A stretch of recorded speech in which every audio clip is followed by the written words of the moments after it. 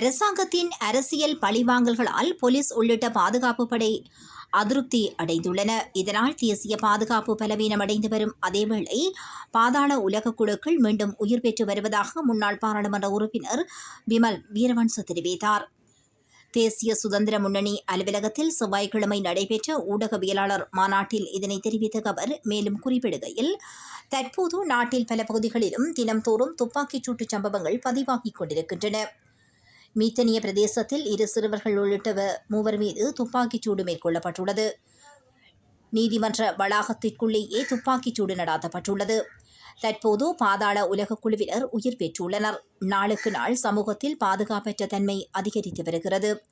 Police நிலைய பொறுப்பதிகாரிகள் அடிப்படை காரணிகளின்றி இடமாற்றம் செய்யப்படுகின்றனர். இவ்வாறு ஒரே சந்தர்ப்பத்தில் 100க்கும் மேற்பட்டோர் ஒருபோதும் இடமாற்றம் செய்யப்படவில்லை. இதனால் போலீசாருக்கும் அதிருப்திக்குள்ளாகியுள்ளனர். இதனால் தமக்குரிய பிரதேசத்தில் கடமையாற்றுவதற்கான அர்ப்பணிப்பு அவர்கள் மத்தியில் குறைவடையக்கூடும். இதேவேளை மறுபுறத்தில் இராணுவம் மற்றும் புலனாய்வு பிரிவினரை பழிவாங்கும் படலங்களும் முன்னெடுக்கப்பட்டு வருகின்றன. இவை அனைத்தினூடாகவும் நாட்டின் பாதுகாப்பு பலவீனமடைந்து கொண்டிருக்கிறது. தற்போது பழைய குற்றங்களுக்காக கடற்படையினரும் கைது செய்யப்படுகின்றனர். இவ்வாறான செயல்பாடுகளால் தேசிய பாதுகாப்பை வலுப்படுத்திய குழுவினர் பலவீனப்படுத்தப்படுகின்றனர். இவர்கள் பலவீனம் அடைவதால் தான் பாதாள உலக குழுவினர் தலை தூக்குகின்றனர். இவ்வாறான நிலையில் நாளுக்கு நாள் குற்றச்செயல்கள் அதிகரிக்குமே தவிர குறைவடையாது. அவற்றை நிறுத்தக்கூடிய இயலுமை இந்த அரசாங்கத்திற்கு இல்லை.